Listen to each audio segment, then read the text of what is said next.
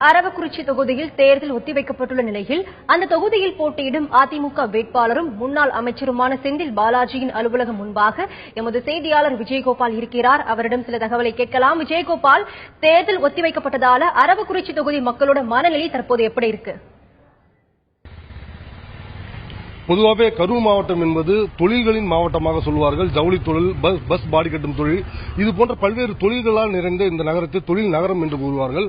ஆனால் அதற்கு அப்படியே முற்றிலும் மாறாக அரவக்குறிச்சி தொகுதி என்பது விவசாயத்தையும் கால்நடையும் நம்பி வாழும் மக்கள் நிறைந்த ஊர். தாந்தோணி, காப்பரமத்தி, அரவக்குறிச்சி ஆகிய 3 ஊராட்சி ஒன்றியங்கள் அடங்கிய இந்த அரவக்குறிச்சி தொகுதியில் மொத்தம் 1,98,434 வாக்காளர்கள் உள்ளனர். இவர்கள் அனைவரும் நாளை வாக்களிக்க தயாராக இருந்த நிலையில் திடீரென நேற்று இரவு இங்கு தேர்தல் நிறுத்தி வைக்கப்பட்டிருக்க தேர்தல் ஆணையத்தின் உத்தரவு என்பது பொதுமக்களிடையே பெரும் அதிர்ச்சியும் குழப்பத்தையும் ஏற்படுத்தியிருக்கிறது என்றே கூறலாம். ஏனென்றால் தேர்தல் என்பது பொதுவாகவே இதுபோன்ற தேர்தல் உபச்சரிப்புகள் அதிகமாக இருப்பது என்பது இயல்பானது ஒன்றதுக்கு கூட அரவக்குறிச்சியை பொறுத்தவரை இங்குள்ள பொதுமக்களுக்கு இது ஒரு இன்ப அதிர்ச்சி என்றே கூறலாம்.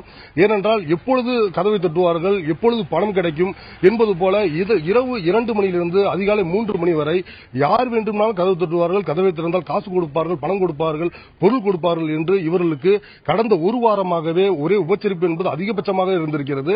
மேலும் இந்த அரவக்குறிச்சி தொகுதியில் ஏற்கனவே பிரச்சனை வருவதற்கு முக்கிய காரணமே கடந்த சில நாட்களுக்கு முன்பு இங்கு கரூரில் உள்ள தொழிலதிபர் அன்புநாதன் என்பவர் வீட்டில் 4,70 லட்சம் ரூபாய் பிடிப்பட்டது.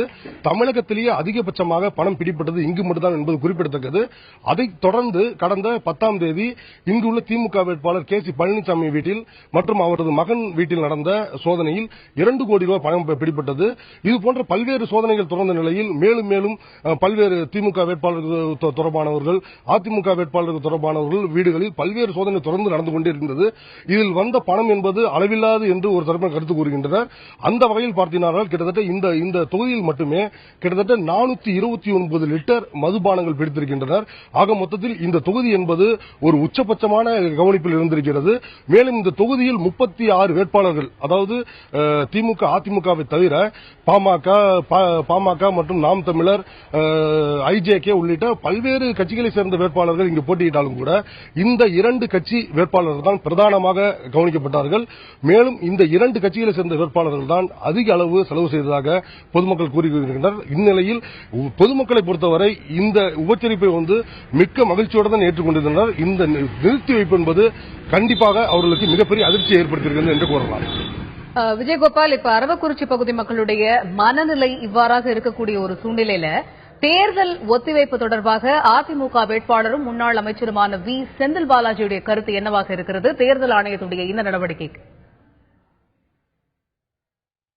தற்பொழுது நாம் அதிமுக வேட்பாளர் செந்தில் பாலாஜி அலுவலகம் அமைந்துள்ள ராமகிருஷ்ணபுரம் பகுதியில் தான் நம்ம நின்று கொண்டிருக்கிறோம். இந்த பகுதியை பொறுத்தவரை இந்த தேர்தல் அறிவிப்பு இவர் போட்டியிடுவார் என்று தெரிந்தவுடனேயே இந்த பகுதியில் பார்த்தீர்கள் எப்பொழுதும் தினந்தோறும் ஒரு 500க்கும் மேற்பட்ட அவர் கட்சியை சேர்ந்த தொண்டர்கள் இந்த பகுதியில் குவிந்திருப்பார்கள். ஆனால் தற்போது இந்த தேர்தல் நிறுத்தி வைப்பு என்ற அறிவிப்பு வந்த பிறகு இவர்களே ஒரு மிகப்பெரிய அதிர்ச்சியும் குழப்பமும் ஏற்பட்டிருக்கிறது. இது எதனால் நடந்தது, ஏன் நடந்தது என்று இந்த அதிமுக பொறுத்தவரை அவர் அதிமுக வேட்பாளர் செந்தில் பாலாஜி இது குறித்து எந்த கருத்தும் தெரிவிக்க மறுத்துவிட்ட நிலையில் இந்த தொண்டர்களை பொறுத்தவரை இங்கு நடந்த அனைத்து பிரச்சனைகளுக்கும் இவ்வளவு பணப்பட்டுவாடா, கேசிபி என்பவர், திமுக கேசிபி என்பவர் மிகப்பெரிய பணக்காரர், அவர்தான் அதிக அளவில் பணம் பட்டுவாடா செய்தார். நாங்கள் தேர்தல் பணிகளை மட்டுமே மேற்கொண்டோம், எங்களுக்கு கட்சிக்காரர்கள் கூடிய செலவு தான் நாங்கள் செய்தோம் அப்படி என்று இவர்கள் தரப்பில் கூறுகின்றனர்.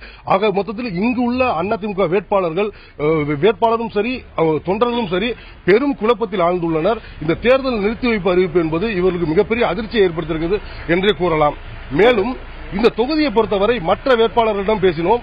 குறிப்பாக சொல்ல வேண்டும்னா பாமக வேட்பாளர் பாஸ்கர், நாம் தமிழர் வேட்பாளர் அரவிந்த் குருசாமி, ஐஜேகே வேட்பாளர் பிரபு ஆகிய 3 பேரிடம் பேசினோம். பேசும்பொழுது அவர்கள் தெரிவித்த ஒரு முக்கியமான கருத்து என்னவென்றால், இந்த தேர்தல் ஆணையத்தின் முடிவு என்பது வரவேற்கத்தக்கது. நாங்கள் இந்த திமுக அதிமுக வேட்பாளர்களை தவிர்த்து மற்ற வேட்பாளர்கள் அனைவருமே இந்த முடிவை நாங்கள் தலைவணங்கி ஏற்றுக்கொள்கிறோம். ஆனால் இந்த தேர்தலில், அதாவது 23ஆம் தேதி நடக்கும் தேர்தலில் திமுக அதிமுக ஆகிய இரண்டு கட்சியின் வேட்பாளர்கள் போட்டியிடக்கூடாது. இவர்கள் இருவரையும் தகுதி நீக்கம் செய்த பிறகு இவர்கள் தேர்தலை நடத்த வேண்டும்.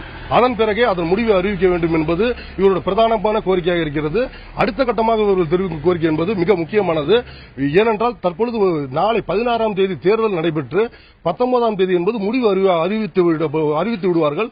அப்பொழுது யாரோ ஒரு கட்சி திமுகவோ அதிமுகவோ தமிழகத்தில் ஆட்சி அமைத்து விட்டது என்ற ஒரு கருத்தை பிரதானமாக மக்கள் பார்த்த பிறகு அதன் பிறகு 23ஆம் தேதி நடக்கும் தேர்தல் என்பது ஒரு இடைத்தேர்தல், ஒரு தனித்தேர்தல் என்பது போலதான் நடக்கும்.